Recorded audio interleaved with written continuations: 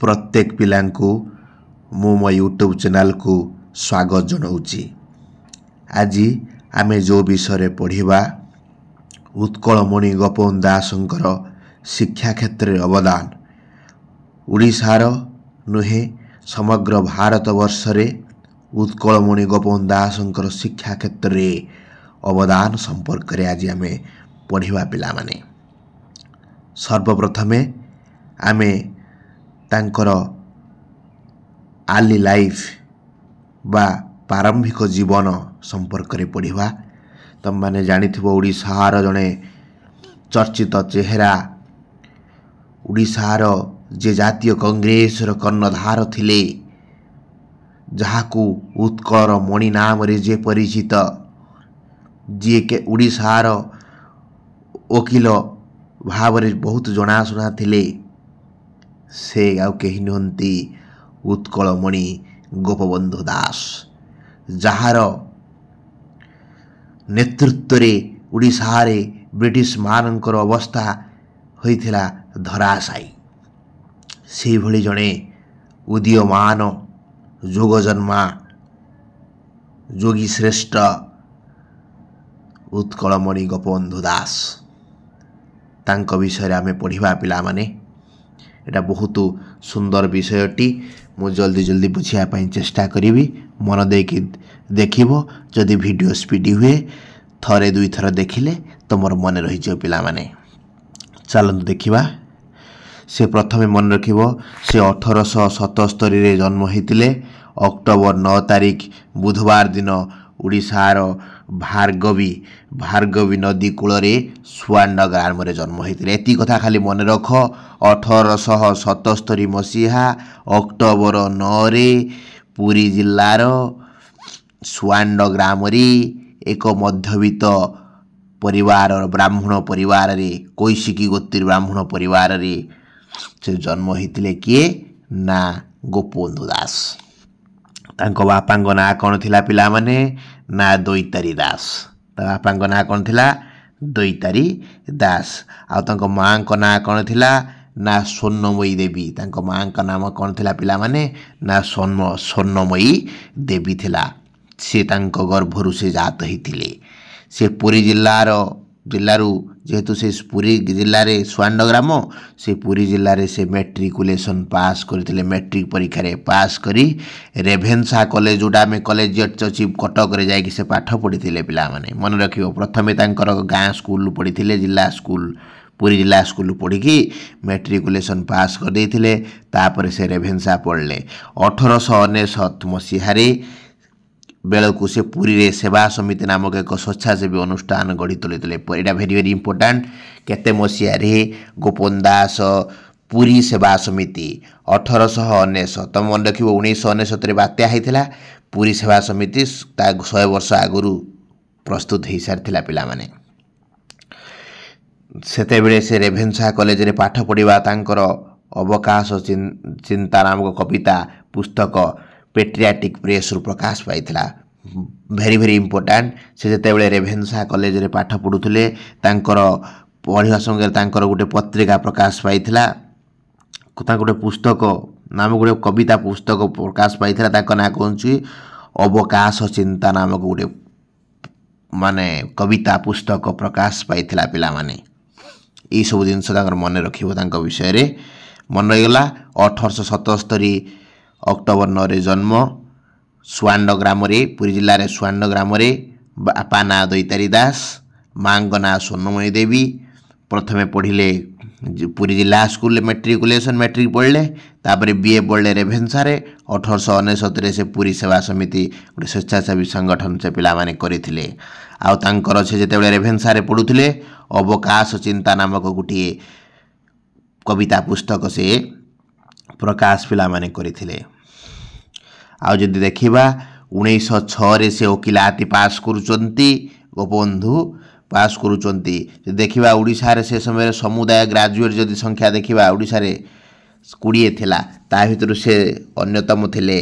प्रथम मध्य वकील से थिले। 1906 रे वकिलाती से पास करिथिले। समुदाय जति ग्रेजुएट करचंती से 20 नंबर लिस्ट भितर से मध्य थिले।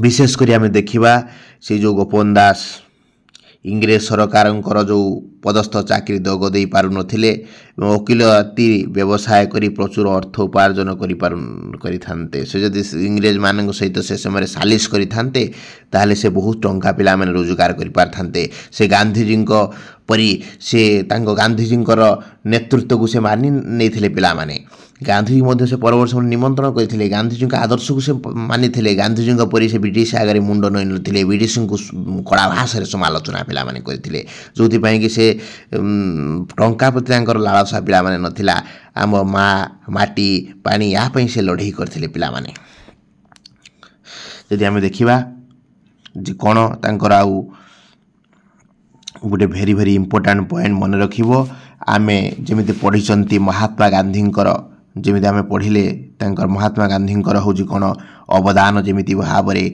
आमे देखिचंती कोन अवदान थिला पिला माने गांधीजींकर जेमिति अवदान थिला मौलिक शिक्षा ठीक से परि भाव रे गोपन दासंग मध्य अवदान होची सत्यवादी वन विद्यालय कोन थिला सत्यवादी वन विद्यालय से 1909 मसिया रे सत्यवादी वन विद्यालय जार अन्य नाम होची मुक्ताकाश विद्यालय से स्थापन करथिले पिला माने से कहा आदर्श को अनुप्राणित होते ना रवींद्रनाथ टागोर जो थिला शांति निकेतन कलिकता रे से तांकर आदर्श को अनुप्राणित हो ओडिशा रे 1909 मसिया रे सत्यवादी वन विद्यालय स्थापन करथिले परीक्षा पकेदब गांधीजी जो परि भाव रे मौलिक शिक्षा प्रचलन करथिले सेमिति उत्कलमणि गोपन दास केउ शिक्षा नीति प्रचलन करथिले बा को गुरुत्व देथिले ना सत्यवादी वन विद्यालय तार अन्य नाम कोन मुक्ताकाश विद्यालय पिला माने सेटा से देइथिले जेमिति गांधीजी मौलिक शिक्षा देले ठीक से भली भाव रे सत्यवादी वन विद्यालय गोटे व्यवस्था से देई देले के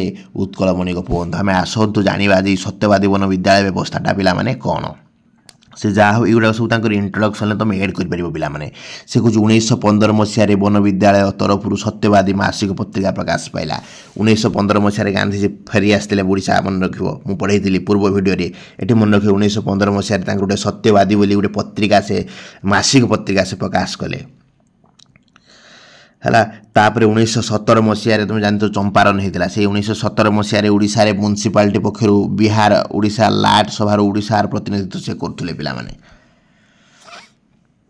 हला तापर 1918 रे से सत्यवादी प्रेस तयारी कले 1919 मसिया अक्टोबर 4 तारिख रे विजयादशमी रे समाज जन्म नेला पिला माने 1919 अक्टोबर 4 एरा इंपोर्टेंट समाज पेपर केबे कोउति थिरे संवाद समाज साप्ताहिक प्रकाश कले ना 1919 मसिया अक्टोबर 4 तारिख विजयादशमी तिथि रे से समाज नामक गोटे साप्ताहिक संवाद पत्र को प्रकाश कले आ 1930 मसिया एप्रिल 6 तारिख रे ये गोटे दैनिक संवाद पत्र रूप में प्रतिदिन प्रकाश पाइला पिला माने मन रखिबो 1915 मसिया रे सत्यवादी वन विद्यालय गोटे मासिक पत्रिका से प्रकाश कले ताको सत्यवादी ना देले आ 1917 मसिया रे से म्युनिसिपालिटी पक्षरु बिहार ओडिशा लाट सभा को प्रतिनिधित्व कले 1918 मसिया रे पिला माने सत्यवादी प्रेस तयारी कले 1919 अक्टोबर 4 तारिख रे विजयादशमी रे से समाज नामक गोटे साप्ताहिक प्रकाश कले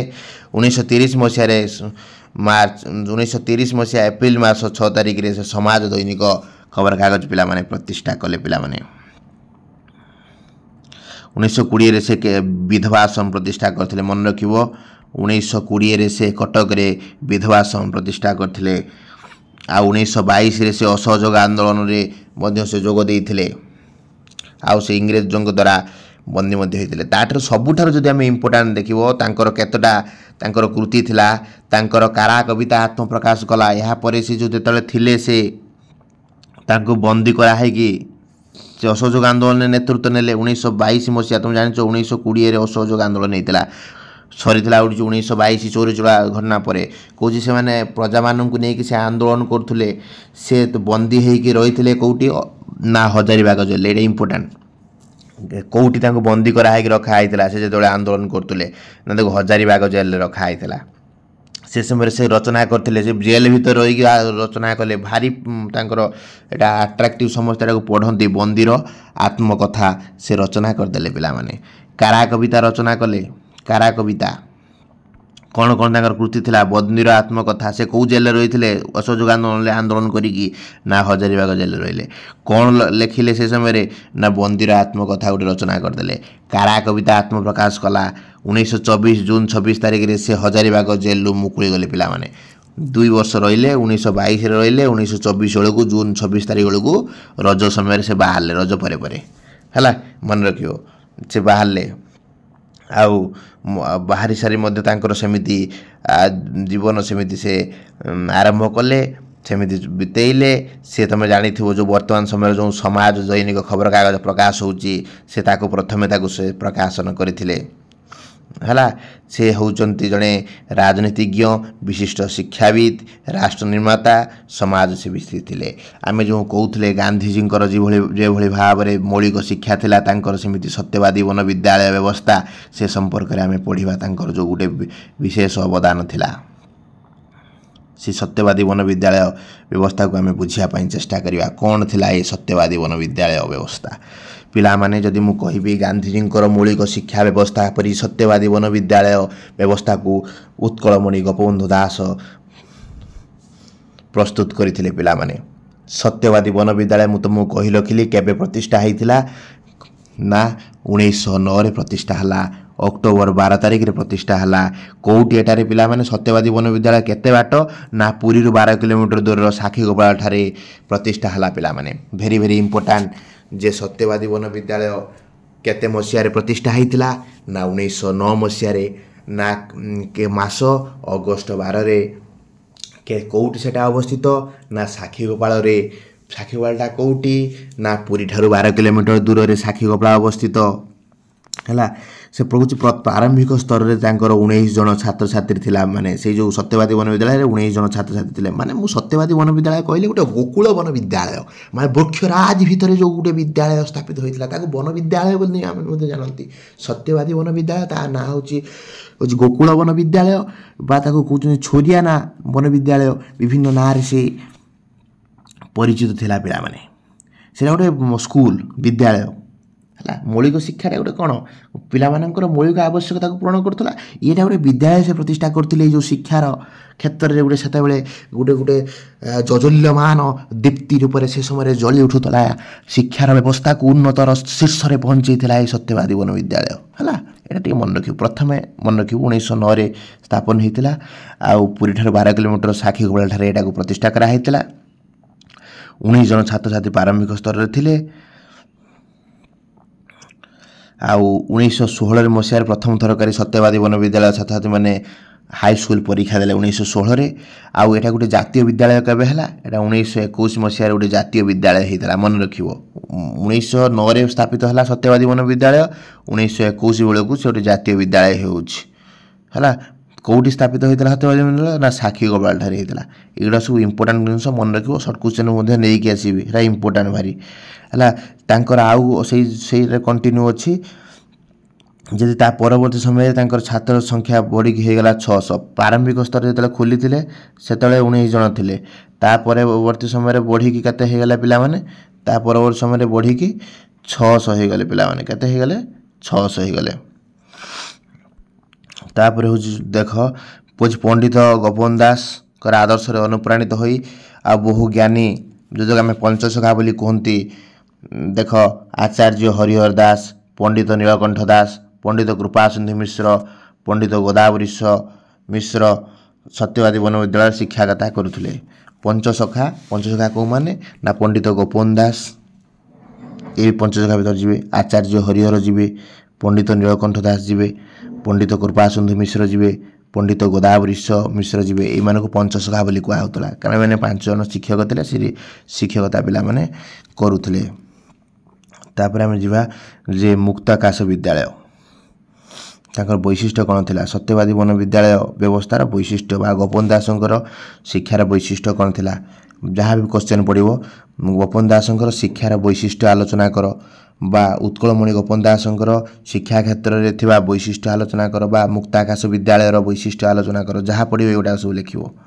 है प्रथम हूँ कौन मुक्त आकाश विद्यालय है प्रथम वैशिष्ट्य हूँ उत्कलमणि गोपबंधु दासंकर प्रथम हूँ कौन ना मुक्त आकाश विद्यालय कौची पिला माने सत्यवादी वन विद्यालय जो शिक्षा अवस्था थिला सेठी पिला माने श्रेणी गृह नथिला कारण से अर्थनीति आमर बहुत खराब थिला पिला माने सेठी पिला माननकु छोरियाना वृक्ष मूल बसिक पाठ पढ़ा होता पिला माने गोपन दास व्यवस्था को से आरंभ करते से रूसो और रवींद्रनाथ परी से विश्वास करुले पिला खाली चारि कांथ भितर पाठ पढ़ेले हेनी चारि कांथ बाहर पाठ पढ़ाई पड़ो ए से विश्वास करुले आउ से पारंपरिक जो गुरुकुल आश्रम व्यवस्था को सेठी निश्चुक उदाहरण थिला सत्यवादी वन विद्यालय से वृक्षराजर भितर बस पिला पाठ पढ़ाऊे से पढ़ाऊ नथिले एसी रूम फैन रे पढ़ाऊ नथिले कारण से लोक मानकर अर्थनीतिक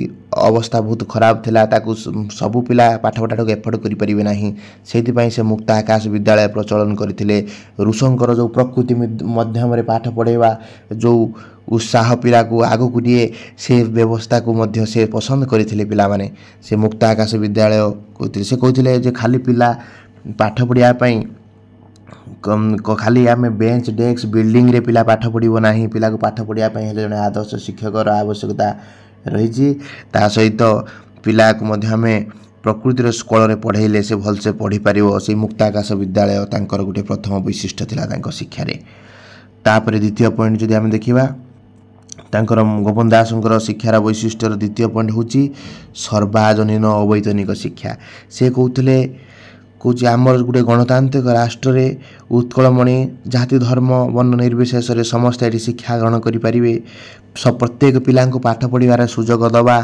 ये कौन प्रकार भेदभाव करवा ना प्रत्येक पिला ये शिक्षा ग्रहण करें आउ विद्यालय आरंभ में से किसी टंका नहीं पढ़ाऊे परवर्ती पर्यायर से संपूर्ण भाव में मुक्त भाव में पिला पढ़ाई यहाँ हूँ थिला सार्वजनीन मुक्त अवैतनिक शिक्षा समस्त शिक्षा उद्दिष्ट हम जाति वर्ण धर्म निर्विशेष समस्ते शिक्षित सब शिक्षा सब अर्जन करेंगे से हुए तो धनी हूँ बा गरीब ये सार्वजनिक अवैतनिक शिक्षा व्यवस्था से प्रचलन थिला साक्षीगोपाल सत्यवादी रे तापर हूँ मातृभाषा माध्यम शिक्षा से एटा गोटे वैशिष्ट्य तृतीय नंबर वैशिष्ट्य उत्कलमणि गोपन दास शिक्षार वैशिष्ट्य थिला मातृभाषा माध्यम शिक्षा पिला माने ताको ऊपर से अधिक गुरुत्व दौले कारण से इंग्राजी शिक्षा को से भल पाऊ नथिले इंग्रेज शिक्षा पद्धति को से घृणा करुले पिला माने से मातृभाषा माध्यम शिशुटी गांधीजी परी से मातृभाषा माध्यम शिक्षा को गुरुत्व देउथिले भाषा इंग्रेजी भाषा गोटे कथा बही सहित भारतीय भाषार समस्त पुस्तक समान हो पार ना से भावुले आम भाषा हूँ श्रेष्ठ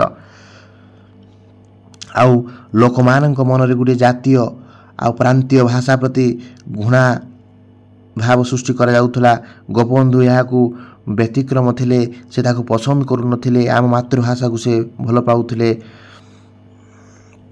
कौच शिशु को मातृभाषा शिक्षा न देवा अर्थ शिशु को हत्या करवा आमे केते से भल पाउथिले मातृभूमि को माँ माटीर भाषा मातृभाषा को गांधीजी परी से मध्य समान गुरुत्व देउथिले पिला माने आउ जो देखा गोपन दासंकर आउ अन्य एक वैशिष्ट्य हूँ नारी शिक्षार प्रसार नारी शिक्षार प्रसार सत्यवादी वन विद्यालय रे झील मानी नाम लेखाइबार किसी असुविधा नथिला झील माने पाठ पढ़ार सुजोग पाउथिले हला आउ साक्षीगोपाल भली एक रक्षणशील स्थान रे से गाँव रे गहली झील मानकर शिक्षा प्रति गोटे सुजोग सृष्टि करुला सत्यवादी वन विद्यालय माँ आउ नारी शिक्षा प्रति नजर देवाक पड़ो नारी हो जदि गोटे नारी शिक्षित हम समग्र परिवार मध्य शिक्षित हम से विश्वास करुले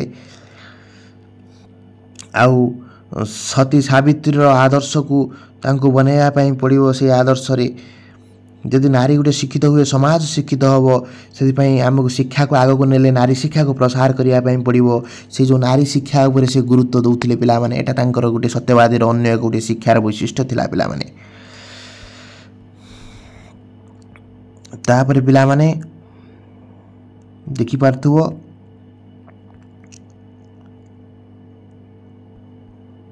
तापर थिला कोन ना विद्यालय गोष्ठी जीवन तांकर जो सत्यवादी वन विद्यालय थिला सेठी गोष्ठी जीवन उपर अधिका गुरुत्व दिया होतला कोन सेटा गोटे सत्यवादी वन विद्यालयटा गोटे रेसिडेंशियल स्कूल थिला गोटे आवासिक विद्यालय थिला पिला माने रहुतले खाली पिला माने रहु नथिले पिला माने पिलांको सहित माने शिक्षक माने मध्य रहुतले ଏବଂ ତାଙ୍କର ସମସ୍ତ ସହପାଠୀ ସହିତ ଶିକ୍ଷକ ମଧ୍ୟ ଏକା ଜାଗାରେ ସେମାନେ ବସବାସ କରୁଥିଲେ। ଆଉ ପିଲାମାନଙ୍କର କିଛି ଡାଉଟ୍ ହେଲେ ଶିକ୍ଷକମାନେ ତାଙ୍କ ଦୂର କରୁଥିଲେ। ସେଠି ଗୋଟେ ଶିକ୍ଷକ ଆଉ ଛାତ୍ର ଭିତରେ ଗୋଟେ ବନ୍ଧୁତ୍ୱପୂର୍ଣ୍ଣ ମନୋଭାବ ଥିଲା। ବର୍ତ୍ତମାନ ସମୟରେ ସେ ସମ୍ପର୍କ ଆଉ ନାହିଁ ପିଲାମାନେ। ଆଗରୁ ସେ ଯେଉଁ ଭଲ ଗୋଟେ ଉତ୍ତମ ସମ୍ପର୍କ ଗଢ଼ି ଉଠୁଥିଲା। ଗୋଟେ ଆବାସିକ ବିଦ୍ୟାଳୟ ଥିଲା ପିଲାମାନେ। ଯେହେତୁ ଆବାସିକ ବିଦ୍ୟାଳୟ ଥିଲା ପିଲାମାନେ ସେମାନଙ୍କର ନିଜର କାର୍ଯ୍ୟ ସେମାନେ ନିଜ ଭାବରେ ତୁଲାଉଥିଲେ। ଆଉ ତାଙ୍କର ମେସ୍ ବ୍ୟବସ୍ଥା ଥିଲା। ମେସ୍ରେ ମ୍ୟାନେଜର ରହୁଥିଲେ। ତୁମେ ମଧ୍ୟ ମେସ୍ ହଷ୍ଟେଲରେ ରହିଥିବ, ତାଙ୍କର ମ୍ୟାନେଜର ଥିବ। ମ୍ୟାନେଜରରେ ମେସିଂ ଚାଲୁଥିଲା। ପିଲାମାନେ ସବୁ ଦାୟିତ୍ୱ ନେଇକି ବୁଝୁଥିଲେ। ତାଙ୍କ ଭିତରେ ତାଙ୍କର ହେଡ଼ ରହୁଥିଲେ, ହିସାବ କିତାବ ରଖୁଥିଲେ। ତାଙ୍କୁ ସେଇଠି ଗୋଟେ ପିଲାମାନଙ୍କୁ ଗୋଟେ ଗୋଷ୍ଠୀ ଜୀବନ ସହିତ ପିଲାଙ୍କୁ ଗୋଟେ ଲିଡରସିପ୍ର ଗୋଟେ କ୍ୱାଲିଟି ସେଠୁ ସୃଷ୍ଟି କରାହେଉଥିଲା ସତ୍ୟବାଦୀ ବନ ବିଦ୍ୟାଳୟରେ ହେଲା। ସେଠି ଗୋଷ୍ଠୀ ଜୀବନ ମଧ୍ୟ ଥିଲା। ସମସ୍ତଙ୍କୁ ଗୁରୁତ୍ୱ ଦିଆହେଉଥିଲା, ଆଗକୁ ଆସିବା ପାଇଁ ସୁଯୋଗ ଦିଆହେଉଥିଲା। ଏଇଟା ତାପରେ ପିଲାମାନେ ନୂତନ ଶିକ୍ଷାଦାନ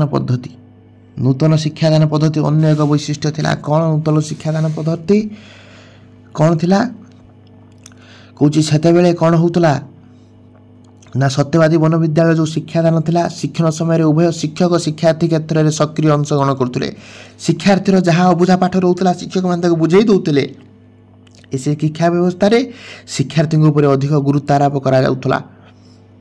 ଆଉ ଶିକ୍ଷକମାନେ ମଧ୍ୟ ଛାତ୍ରଛାତ୍ରୀଙ୍କ ପ୍ରତି ଗଭୀର ସ୍ନେହ ଥିଲା। ଆଉ ଶିକ୍ଷକମାନଙ୍କର ମଧ୍ୟ ଛାତ୍ରଛାତ୍ରୀଙ୍କ ପ୍ରତି ଗଭୀର ଭକ୍ତି ଥିଲା ଛାତ୍ରଛାତ୍ରୀମାନଙ୍କର ଶିକ୍ଷକଙ୍କ ପ୍ରତି। ଶିକ୍ଷକମାନେ ପିଲାମାନଙ୍କୁ ସ୍ନେହ କରୁଥିଲେ, ଛାତ୍ରଛାତ୍ରୀମାନେ ଭକ୍ତି କରୁଥିଲେ ଶିକ୍ଷକମାନଙ୍କୁ। ଏଭଳିଆ ଗୋଟେ ବାତାବରଣ ଥିଲା। ଏଠି ପ୍ରକୃତିର ଅଧ୍ୟୟନ ଉପରେ ଜୋର ଦେଉଥିଲେ। ପିଲାମାନଙ୍କୁ ପ୍ରକୃତିର କୋଳରେ ପାଠ ପଢ଼ାଉଥିଲେ।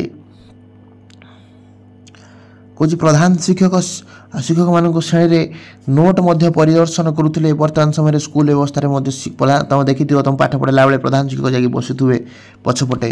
ଆଉ ଶିକ୍ଷକ କ'ଣ ପଢ଼ିଲେ ତାକୁ ତଦାରଖ କରୁଥିବେ। ଠିକ୍ ସେଇଭଳିଆ ଗୋଟେ ବ୍ୟବସ୍ଥା ଥିଲା। ଆଉ ପ୍ରତି କ୍ଲାସ୍ରେ ନେବା ପୂର୍ବରୁ ଟିଚର ଜଣକ 5-10 ମିନିଟ୍ ପୂର୍ବ ପାଠର ଆଲୋଚନା କରୁଥିଲେ, ଯେଉଁଟାକି ପୂର୍ବ ପାଠ କ'ଣ ପଢ଼ା ହେଇଥିଲା ତାକୁ ମନେ ପଡ଼ିଯାଉଥିଲା ହେଲା। ଯାହାଫଳରେ ପାଠ ପଢ଼ିବାର ଯେଉଁ କ୍ଲିଷ୍ଟତା ଥିଲା ସେ କ୍ଲିଷ୍ଟତା ମଧ୍ୟ ଦୂର ହୋଇପାରୁଥିଲା ପିଲାମାନେ। ଏଇଟା ଥିଲା ତାଙ୍କର ବୈଶିଷ୍ଟ୍ୟ। ତା ସହିତ ଆମେ କ'ଣ ପାଠ୍ୟକ୍ରମକୁ ସେ ସ୍ଥାନ ଦେଉଥିଲେ ଦେଖିପାରୁଥିବ। କ'ଣ ପାଠ୍ୟକ୍ରମ ସହ ପାଠ୍ୟକ୍ରମ କ'ଣ ବିଷୟରେ ଗୁରୁତ୍ୱ ଦିଆହେଉଥିଲା ସେ ସମୟରେ ପିଲାମାନେ। କହୁଛି ସହ ପାଠ୍ୟକ୍ରମ କ'ଣ ସବୁ ଥିଲା କହୁଛି। ସୃଜନାତ୍ମକ ଶକ୍ତିର ବିକାଶ ପାଇଁ ରଚନା, ବିଦ୍ୟାଳୟର ଯେଉଁ ମୁଖପତ୍ର ତିଆରି କରିବା, କବି ସମ୍ମିଳନୀ ମଧ୍ୟ କରାହେଉଥିଲା ସୃଜନାତ୍ମକ ଶକ୍ତିର ବିକାଶ କରିବା ପାଇଁ। ଦ୍ୱିତୀୟରେ ମଧ୍ୟ ଆଉ କ'ଣ ସହ ପାଠ୍ୟକ୍ରମ ହେଉଥିଲା, ବିଭିନ୍ନ ସମସ୍ୟା ଉପରେ ତର୍କ ପାଠଚକ୍ର ସବୁ ଆଲୋଚନା କରାହେଉଥିଲା। ତାପରେ କ'ଣ ପାଦରେ ଚାଲି ଚାଲି ବିଭିନ୍ନ ଦର୍ଶନୀୟ ସ୍ଥାନକୁ ଭ୍ରମଣ କରାଯାଉଥିଲା, ଯାହାଦ୍ୱାରା ବହୁତ କଥା ସେମାନେ ଶିଖିବେ ଜାଣିବେ। ଆଉ ପ୍ରତିଦିନ ଯୋଗ, ବ୍ୟାୟାମ, ଖେଳକୁଦ ଏଇସବୁ କଥା କରାଯାଉଥିଲା। ସକାଳ ସନ୍ଧ୍ୟାରେ ସାମୂହିକ ପ୍ରାର୍ଥନା ସଭାର ମଧ୍ୟ ଆୟୋଜନ କରାହେଉଥିଲା। ତା ସହିତ ପ୍ରାକୃତିକ ବିପର୍ଯ୍ୟୟ ସମୟରେ ରିଲିଫ ପାଣ୍ଠିରେ ଜରିଆରେ ମଧ୍ୟ ସେବା, କାରଣ ସେବା ଥିଲା ଉତ୍କଳମଣି ଗୋପନ ଦାସଙ୍କର ଗୋଟିଏ ପୁଣ୍ୟ ବ୍ରତ। ତୁମେ ଶୁଣିଥିବ ପିଲାମାନେ, ଯେତେବେଳେ ବନ୍ୟା ବିପନ୍ନଙ୍କର ସେବା କରିବା ପାଇଁ ଗୋପନ ଦାସ ଯେତେବେଳେ ଘରୁ ଗୋଡ଼ କରିବାକୁ ଭାବୁଛନ୍ତି, ତାଙ୍କର ସ୍ତ୍ରୀ ତାଙ୍କୁ ମନା କରୁଛନ୍ତି ଯେ ବର୍ତ୍ତମାନ ବନ୍ୟା ସମୟ, ପୁଅର ଦେହ ଭଲ ନାହିଁ, ତୁମେ ବନ୍ୟା ବିପନ୍ନଙ୍କ ସେବା କରିବା ପାଇଁ ଯାଅ ନାହିଁ।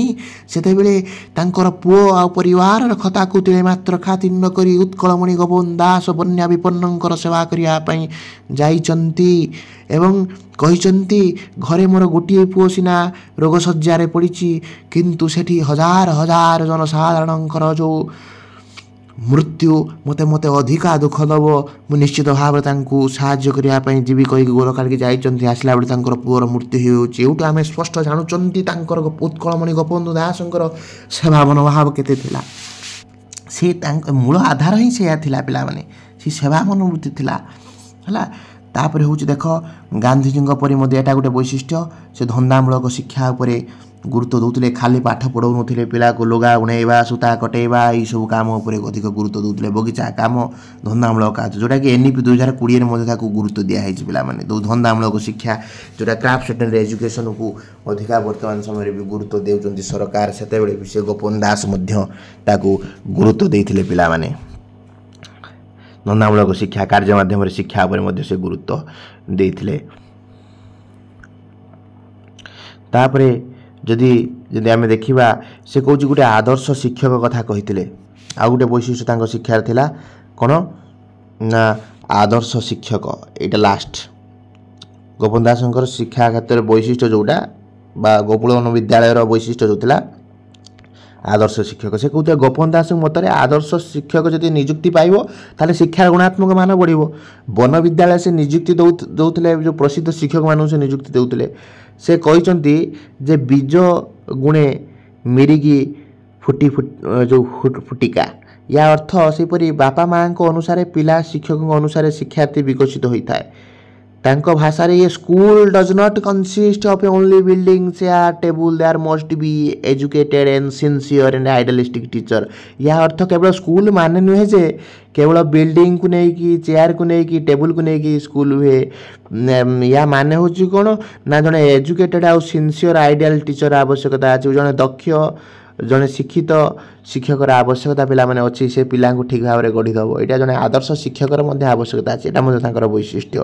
ଆମେ ଜାଣିବା ଏତେ ଗୋଟେ ସୁନ୍ଦର ଭାବରେ ଯେଉଁ ବ୍ୟବସ୍ଥା ସତ୍ୟବାଦୀ ବନ ବିଦ୍ୟାଳୟ କାହିଁକି ତା'ର ଅଧୋଗତି ହେଲା, କାହିଁକି ତା'ର ପତନ ହେଲା। ଏଇଟା ଲାଷ୍ଟ କ୍ୱେଶ୍ଚିନ୍ ଆମର ସରିଯିବ ହେଲା। କାହିଁକି ସତ୍ୟବାଦୀ ବନ ବିଦ୍ୟାଳୟର ପତନ ହେଇଥିଲା। ମନେ ପକାଅ ଗାନ୍ଧିଜୀଙ୍କର କାହିଁକି ଯେଉଁ ମୌଳିକ ଶିକ୍ଷାର କାହିଁକି ପତନ ହେଇଥିଲା। ସେଠି ଯେଉଁ କାରଣ ଥିଲା ଏଠି ମଧ୍ୟ ସେଇ କାରଣ ଦାୟୀ। ଟିକିଏ ଚେଞ୍ଜ ଅଛି କିନ୍ତୁ ସମାନ ପାଖାପାଖି ଅଛି। ମୌଳିକ ଶିକ୍ଷା ଯେଉଁ ବ୍ୟବସ୍ଥାଟା ଗାନ୍ଧିଜୀଙ୍କର ଯେଉଁଥିପାଇଁ ପତନ ହେଲା ଗୋପବନ୍ଧୁ ଦାସଙ୍କ ମଧ୍ୟ ସେଇ କାରଣ ପତନ ହେଲା। ପ୍ରଥମ କଥା ହେଉଛି ଆମେ ପଢ଼ିଥିଲେ ଗାନ୍ଧିଜୀଙ୍କର ଯେଉଁ ସ୍ଥାନୀୟ ଲୋକମାନେ ବିଶ୍ୱାସ କରିପାରିଲେନି। ସେଇଟା ସ୍ଥାନୀୟ ଲୋକମାନଙ୍କର ସମର୍ଥନର ଅଭାବ ହେଲା। ସମର୍ଥନ କଲେ ନାହିଁ। କାହିଁକି ସମର୍ଥନ କଲେ ନାହିଁ ତୁମେମାନେ ଜାଣ ଯେ ଏଠି କେବଳ ଯେ ଏଇ ଯେଉଁ ବାତାବରଣ ସୃଷ୍ଟି କରୁଥିଲେ ଗୋପବନ୍ଧୁ ଦାସ ସେ ଯେଉଁ ଜାତି ମଧ୍ୟରେ ସାମାଜିକ ପ୍ରତିବନ୍ଧକୁ ଭାଙ୍ଗିବା ପାଇଁ ଯେଉଁ ଯତପର ନାସ୍ତି ସେମାନେ ଚେଷ୍ଟା କରୁଥିଲେ। ସମାଜରେ ଏକ ଭେଦଭାବକୁ ହ୍ରାସ କରୁଥିଲେ। ଯାହାଫଳରେ ସେଇ ଅଞ୍ଚଳରେ ବ୍ରାହ୍ମଣମାନେ ବାସ କରୁଥିଲେ। ତାଙ୍କୁ ସମର୍ଥନ ଦେଲେ ନାହିଁ। ଏଟା ମଧ୍ୟ ଗୋଟେ କାରଣ। ତାପରେ ଯେଉଁ ସରକାରୀ ଅସହଯୋଗ କାରଣ ସେ ସମୟରେ ଦେଖ ବ୍ରିଟିଶମାନେ ଶାସନ କରୁଥିଲେ। ବ୍ରିଟିଶମାନେ ଯେହେତୁ ଶାସନ କରୁଥିଲେ ତୁମର ସେଇ ଯେଉଁ ସତ୍ୟବାଦୀ ବନ ବିଦ୍ୟାଳୟ ଗୋଟେ ଜାତୀୟ ବିଦ୍ୟାଳୟ ଥିଲା। ଆନ୍ତର୍ଜାତୀୟ ସ୍ତରରେ ନାଁ କରୁଥିଲା। ଆଉ ଦେଶକୁ ସ୍ୱାଧୀନତା ଆଣିବାର କଥା କହୁଥିଲା। ଆଉ ପ୍ରତ୍ୟେକ ଲୋକମାନଙ୍କୁ ସତର୍କ କରାଉଥିଲା। ସେଇଭଳିଆ ଗୋଟେ ବିଦ୍ୟାଳୟକୁ କେବେ ବ୍ରିଟିଶ ସରକାର ସେ ସମୟରେ ଥିଲା ସେ କେବେ ପଇସା ଦେବ ନା। ଆଉ ବିଦ୍ୟାଳୟର ସ୍ୱତନ୍ତ୍ରତା ରକ୍ଷା କରିବା ପାଇଁ ପଣ୍ଡିତ ଗୋପବନ୍ଧୁ ଦାସ ଯେଉଁ 75 ଟଙ୍କା ସରକାରୀ ଅନୁଦାନକୁ ସେ ଯେଉଁ ସରକାର ଦେଉଥିଲେ ତାକୁ ମଧ୍ୟ ସେ ଫେରାଇ ଦେଲେ। ଯାହାଫଳରେ ସରକାର ଆଉ ସହଯୋଗ କଲେ ନାହିଁ। ତା ଦ୍ୱାରା ପତନ ହେଲା। ତାପରେ ହେଉଛି ଅର୍ଥନୈତିକ କାରଣ। ଅର୍ଥନୈତିକ କାରଣ କ'ଣ ହେଇପାରେ ପିଲାମାନେ ନା ଗୋପବନ୍ଧୁ ଦାସଙ୍କ ନେତୃତ୍ୱରେ ସ୍ୱାଧୀନତା ସଂଗ୍ରାମରେ ସେ ଯୋଗ ଦେଲେ। ଆଉ ଗାନ୍ଧିଜୀଙ୍କର ଅବୈତନିକ ଶିକ୍ଷାର ପ୍ରସାର ଆହ୍ୱାନକୁ ଉତ୍କଳ ସ୍ୱରାଜ ଶିକ୍ଷା ପରିଷଦ ନାମକ ଏକ ଶିକ୍ଷା ସଂସ୍ଥା ଗଠନ କଲେ। 1921 ମସିହାରେ ଏକ ଜାତୀୟ ବିଦ୍ୟାଳୟରେ ପରିଣତ ହେଲା। ପଣ୍ଡିତ ଗୋପବନ୍ଧୁ ଦାସ ସରକାରୀ ଅନୁଦାନକୁ ତ୍ୟାଗ କଲେ ହେଲା, ତ୍ୟାଗ କରିଦେଲେ। ଆଉ ବିଶ୍ୱବିଦ୍ୟାଳୟ ସମ୍ପର୍କ ଛିନ୍ନ କଲେ। ଆଉ ଅର୍ଥନୈତିକ ଅନଟନ ସବୁ ଦେଖାଦେଲା ହେଲା। ଏଇସବୁ କଥା। ତାପରେ ଲାଷ୍ଟ ପଏଣ୍ଟ ହେଉଛି କ'ଣ ନା ଯେମିତି ଗାନ୍ଧିଜୀ ଆନ୍ଦୋଳନରେ ଯୋଗ ଦେଲେ ଠିକ୍ ସେଇଭଳି ଭାବରେ ସ୍ୱାଧୀନତା ଆନ୍ଦୋଳନରେ ଗୋପବନ୍ଧୁ ଦାସ ଗୋଟେ ସକ୍ରିୟ ଅଂଶଗ୍ରହଣ କଲେ 1920 ବା 1922 ମସିହା ଅସହଯୋଗ ଆନ୍ଦୋଳନରେ। ତାପରେ ଯେଉଁ ଓଡ଼ିଶାର ସେ ନେତୃତ୍ୱ ନେଲେ ଉତ୍କଳମଣି ଗୋପବନ୍ଧୁ ଦାସ। ତାଙ୍କୁ ଉତ୍କଳର ମଣି ବୋଲି କୁହାଯାଏ। ପିଲାମାନେ ସେ ଯେଉଁ ଯୋଗ ଦେଲେ ସକ୍ରିୟ ଭାବରେ ଅଂଶଗ୍ରହଣ କଲେ ସେ କାହିଁ ନା କାହିଁ ସତ୍ୟବାଦୀ ବନ ବିଦ୍ୟାଳୟକୁ ସେ ଅପସରି ଗଲେ। କାରଣ ସେ ବ୍ରିଟିଶ କବଳରୁ ଆମକୁ ସେତେବେଳେ ଗୋଟେ ଗୁରୁତ୍ୱପୂର୍ଣ୍ଣ ଇସ୍ୟୁ ଥିଲା ଇଂରେଜମାନଙ୍କ କବଳରୁ ଆମ ଭାରତ ଓଡ଼ିଶାକୁ ରକ୍ଷା କରିବା। ସେ ସମୟରେ ସେ ହୁଏତ ସତ୍ୟବାଦୀ ବନ ବିଦ୍ୟାଳୟକୁ ଟିକିଏ ଆଉ ଧ୍ୟାନ ଦେଲେ ନାହିଁ। ଯେଉଁଥିପାଇଁ କି ଏଇ ସତ୍ୟବାଦୀ ବନ ବିଦ୍ୟାଳୟର ଶିକ୍ଷା ବ୍ୟବସ୍ଥାର ପତନ ହେଲା। ଏଇସବୁ ଏଇ ପତନର କାରଣ ଥିଲା। ଏଇଟା ଥିଲା ବୈଶିଷ୍ଟ୍ୟ। ତା ପୂର୍ବଟା ପଢ଼େଇଲି। ଆଉ କାହିଁକି ପ୍ରତିବନ୍ଧକ କ'ଣ ଥିଲା, କାହିଁକି ସତ୍ୟବାଦୀ ବନ ବିଦ୍ୟାଳୟ ଆଗକୁ ଯାଇପାରିଲାନି ତାର ପତନ ହେଲା। ସ୍ଥାନୀୟ ଲୋକଙ୍କର ଅଭାବ ହେଲା, ସରକାରୀ ଅସହଯୋଗ ହେଲା, ଅର୍ଥନୈତିକ କାରଣ ରହିଲା। ତାପରେ ସ୍ୱାଧୀନତାରେ ଅଂଶଗ୍ରହଣ କଲେ ଗୋପବନ୍ଧୁ ଦାସ। ମୁଁ ଆଶା କରୁଛି ପିଲାମାନେ ତୁମେ ସମସ୍ତେ ବୁଝିପାରିଥିବ। ଉତ୍କଳମଣି ଗୋପବନ୍ଧୁ ଦାସଙ୍କ ବିଷୟରେ ତୁମେ ସମସ୍ତେ ବୁଝିପାରିଥିବ। এই ବିଷୟଟି ମୁଁ ସୁନ୍ଦର ଭାବରେ ବୁଝେଇଛି। ଯଦି ତୁମକୁ ମୋର এই ଭିଡ଼ିଓ ଭଲ ଲାଗୁଛି ନା ପିଲାମାନେ ତାହେଲେ ଲାଇକ୍ କରିବ, ସବସ୍କ୍ରାଇବ୍ କରିବ, ସାଙ୍ଗମାନଙ୍କ ସହିତ ସେୟାର କରିବ। ଜୟ ଜଗନ୍ନାଥ, ବନ୍ଦେ ଉତ୍କଳ ଜନନୀ।